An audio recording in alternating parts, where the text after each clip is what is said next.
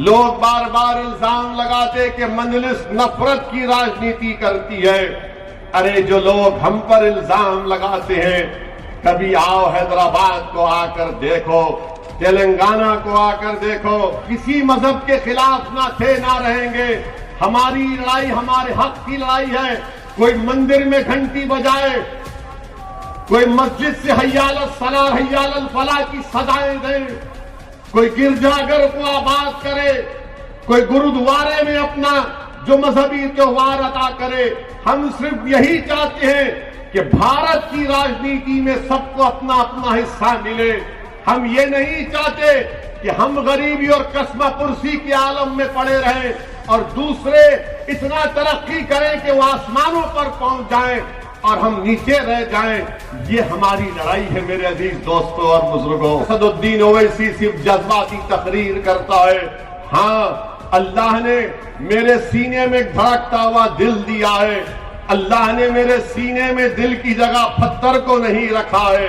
मेरे सीने में धड़कता हुआ दिल है। मैं इंसान हूं। मैं किसी गरीब की तकलीफ को अपने सीने में महसूस करता हूं।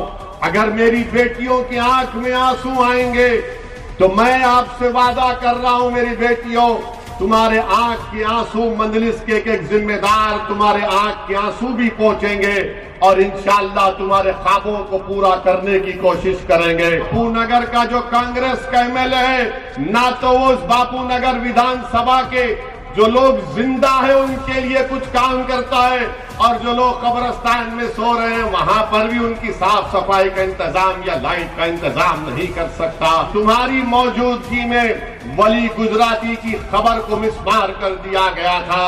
अगर तुम समझ रहे हो कि हम भूल गए, हम नहीं भूले हैं। ये कांग्रेस के विधायक में और इसकी सोच में और आरएसएस में कोई फर्क नहीं है।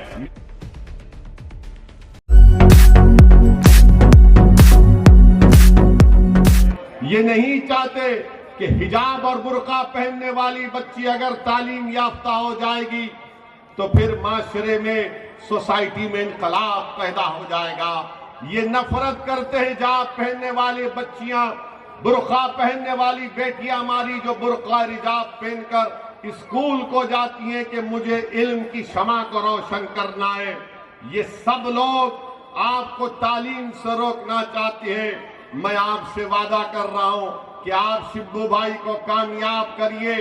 इसी बापू नगर विधानसभा में जो हमारी बेटियों को 8th क्लास के बाद अहमदाबाद के दूसरे मुकामात पर जाकर अपनी तालीम को मुकम्मल करना पड़ रहा है, मैं और हम यहां पर जो भी सरकार होगी उनसे लड़कर इंशाअल्लाह ताला यहां पर उन बच्चियों की तालीम को मुकम्मल करवाएंगे। तीसरी बात कि मुराजी चौक के पास ग्राउंड है।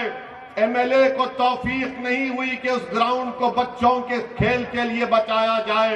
एमएलए आंख बंद कर लिया और वहां पर पुलिस अपने क्वार्टर्स बना रही है। इस विधानसभा के लिए वो ग्राउंड अहम है ताकि हमारे बच्चे वहां पर जाकर खेल कूदे, मगर एमएलए को उसको फिक्र नहीं है। कब्रिस्तान है, कब्रिस्तान के सामने गेट तो बन गई मगर कब्रिस्तान के अंदर सफाई नहीं होती, लाइट का इंतजाम नहीं किया जाता। बापू नगर का जो कांग्रेस का एमएलए है, ना तो वो उस बापू नगर विधानसभा के जो लोग जिंदा है उनके लिए कुछ काम करता है और जो लोग कब्रिस्तान में सो रहे हैं वहां पर भी उनकी साफ सफाई का इंतजाम या लाइट का इंतजाम नहीं कर सकता। तो मैं बापू नगर की जनता से अपील कर रहा हूं कि आप शिब्बू भाई का साथ दीजिए। आपकी विधानसभा को इंशाअल्लाह ताला एक मिसाली विधानसभा हम बनाएंगे। मेरे अजीज दोस्तों और बुजुर्गों, यही कांग्रेस का विधायक अहमदाबाद का मेयर भी था। क्या किया इन्होंने? इनके बहुत कारनामे हैं। मैं कांग्रेस के विधायक को एक बात कहना चाह रहा हूं कि दुनिया भूल गई होगी मगर मैं हमेशा याद रखता रहूंगा कि तुम्हारी मौजूदगी में वली गुजराती की खबर को मिसमार कर दिया गया था। अगर तुम समझ रहे हो कि हम भूल गए, हम नहीं भूले हैं। ये कांग्रेस के विधायक में और इसकी सोच में और आरएसएस में कोई फर्क नहीं है। मेरे अजीज दोस्तों और बुजुर्गों, इसीलिए यहाँ के बापू नगर के तमाम जनता से अपील कर रहे हैं कि आप एक मर्तबा शिबू भाई के हक में अपना साथ दीजिए, ताकि बापू नगर की जनता जो विकास से, तरक्की से महरूम हो चुकी है, उनको विकास मिले, उनको उनका हक मिले।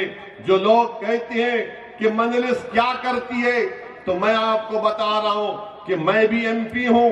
मैं आपके सामने खड़े होकर इस बात को कह रहा हूं कि मेरे हैदराबाद की एमपी हलके में एक विधानसभा कारवान, जहां पर किले गोलकुंडा भी है जो मशहूर तारीखी किला है, वहां पर मैंने अपने एमपी लैंड के फंड से बच्चियों की तालीम के लिए, हमारी बेटियों की तालीम के लिए मैंने 8.5 करोड़ की एक बिल्डिंग बनाई, जिसमें हमारी बेटियां 11th और 12th क्लास और डिग्री कॉलेज वहां पर मैंने एमपी फंड से बनवाया।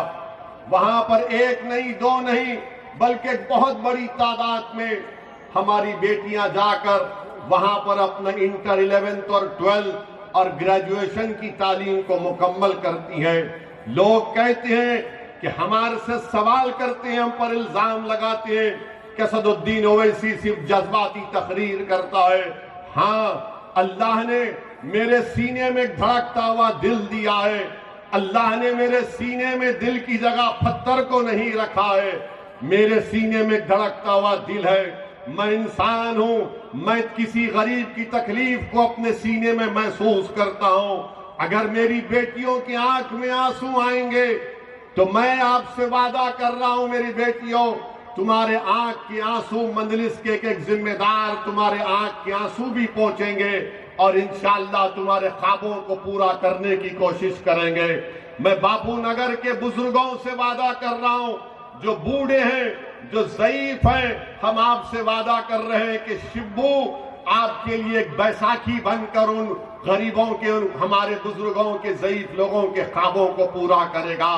मैं बापू नगर के नौजवानों से वादा कर रहा हूं कि नौजवानों, अगर तुम्हारे दिलो दिमाग में नाउम्मीदी पैदा हो चुकी है, फ्रस्ट्रेशन पैदा हो चुका है, तो मैं आपसे वादा कर रहा हूं बापू नगर के नौजवानों, ये शिब्बू तुम्हारी उम्मीद बनेगा। ये शिब्बू तुमको दुनिया में एक नई राह दिखाएगा। वो कभी तुम नौजवानों के दिलों में नाउम्मीदी को पैदा होने नहीं देगा। मेरे अजीज दोस्तों और बुजुर्गों, ये बापू नगर के डेवलपमेंट का ये प्लान, ये मजलिस पार्टी का है। मैं बापू नगर के तमाम जिम्मेदारों से अपील कर रहा हूं कि आप मजलिस को मौका दीजिए। कांग्रेस का विधायक बिल्कुल नाकाम साबित हुआ है आपके मसाइल को हल करने के लिए। हमने एक हरकियाती नौजवान को, एक जिसके दिल में गरीबों के लिए एक तड़प है, जिसके दिल में मजलूमों को इंसाफ दिलाने का एक लगन है, आप यहां से शिब्बू भाई को वोट देकर मजलिस को नहीं बल्कि बापू नगर की जनता अपने आप को कामयाब करे, ये मैं आपको बताने के लिए आया हूं। दूसरी बात मेरे अजीज दोस्तों और बुजुर्गों, दूसरी बात यह है कि लोग बोलते हैं कि मजलिस के तेलंगाना में 7 एमएलए हैं, आपने क्या काम किया। लोग बार बार इल्जाम लगाते कि मजलिस नफरत की राजनीति करती है। अरे जो लोग हम पर इल्जाम लगाते हैं, कभी आओ हैदराबाद को आकर देखो, तेलंगाना को आकर देखो कि मजलिस ने क्या काम किया। मेरे अजीज दोस्तों और बुजुर्गों, मजलिस ने गवर्नमेंट के जो उर्दू स्कूल से हैदराबाद के और तेलंगाना के जो 10th क्लास में बोर्ड का एग्जाम लिखते हैं, हमने 2005 से अब तक करीब 3 करोड़ बच्चे और बच्चियों को स्कूल का बैग दिया। 10th क्लास की इम्तिहान की फीस हम तेलंगाना में देते हैं। मेरे ख्याल से अब तक 8-9 करोड़ रुपये उस पर खर्च हो चुके हैं। ये काम मजलिस करती है, इसीलिए तो मजलिस जीतती है। मैं आपसे बल्कि बापू नगर नहीं बल्कि गुजरात के उन तमाम जनता से अपील कर रहा हूं कि आप एक मर्तबा मजलिस का दामन थाम लीजिए। एक मर्तबा आप असदुद्दीन ओवैसी की बात के यकीन करिए। एक मर्तबा आप साबिर काबुलीवाला की क़यादत को मजबूत करिए। मैं आपसे वादा कर रहा हूं कि इंशाअल्लाह ताला नाइंसाफियों के दौर का खात्मा होगा। गरीबों और मजलूमों को एक नई उम्मीद की किरण नजर आएगी कि अब तक हमने जिनका साथ दिया था उन्होंने हमको धोखा दिया। मेरे अजीज दोस्तों और बुजुर्गों, जो लोग मजलिस पर यह भी इल्जाम लगाते हैं कि मजलिस हिंदुओं के खिलाफ है, मजलिस कभी हिंदुओं के खिलाफ थी ना कभी रहेगी इंशाअल्लाह ताला। बताओ, असदुद्दीन ओवैसी का एक स्टेटमेंट निकाल कर बताओ कि असदुद्दीन ओवैसी ने किसी मजहब के खिलाफ कोई बात कही है? हाँ, यकीनन मैं एक मुसलमान हूं, मुझे उस पर फख्र है और जब तक जिंदा रहेगा, अल्लाह मुझे जिंदा रहेगा, मैं फख्र करूंगा कि हाँ, मैं भारत की जमहूरियत में मैं एक फख्र से कहूंगा कि मैं मुसलमान हूं। और हमारा फर्ज ये बनता है कि हम सबको साथ लेकर चले। लोग इल्जाम मुझ पर लगाते हैं, इल्जाम लगाने वालों, तुम्हारे पास सच्चाई नहीं है। सच्चाई ये है कि हैदराबाद, मेरे हैदराबाद के पार्लियामेंट की कॉन्स्टिट्यूंसी में एक इलाका है लाल दरवाजा, वहां पर एक मशहूर मंदिर है। उस मंदिर के पुजारी को जब कोविड हो गया था तो उस पुजारी के जिम्मेदारों ने मुझसे सुबह 2 बजे फोन करके कहा कि ओवैसी साहब, पुजारी जी को कोविड हो गया है, सांस लेने में मुश्किल हो रही है, अस्पताल में कोई बेड नहीं मिल रहा। तो हमने आधे घंटे के अंदर वो पुजारी जी को अपने अस्पताल असरा हॉस्पिटल में उनको बेड दिलाया, उनका पूरा इलाज करवाया और वो शिफायाब होकर निकले। बताओ फिर फिरका परस्त कौन है? फिर उसी मंदिर के पुजारी के लोगों ने हमसे आकर कहा कि आप सब काम कराते, मंदिर को सरकार से बोलकर पैसे दिलाइए। तो मैंने अकबरुद्दीन ओवैसी से कहा कि अकबर जाओ असेंबली में इस मसले को उठाओ। और अकबरुद्दीन ओवैसी ने तेलंगाना की असेंबली में चीफ मिनिस्टर तेलंगाना से इस बात का मुतालबा किया कि लाल दरवाजे की मंदिर के लिए 3 करोड़ रुपये चीफ मिनिस्टर मंजूर करो।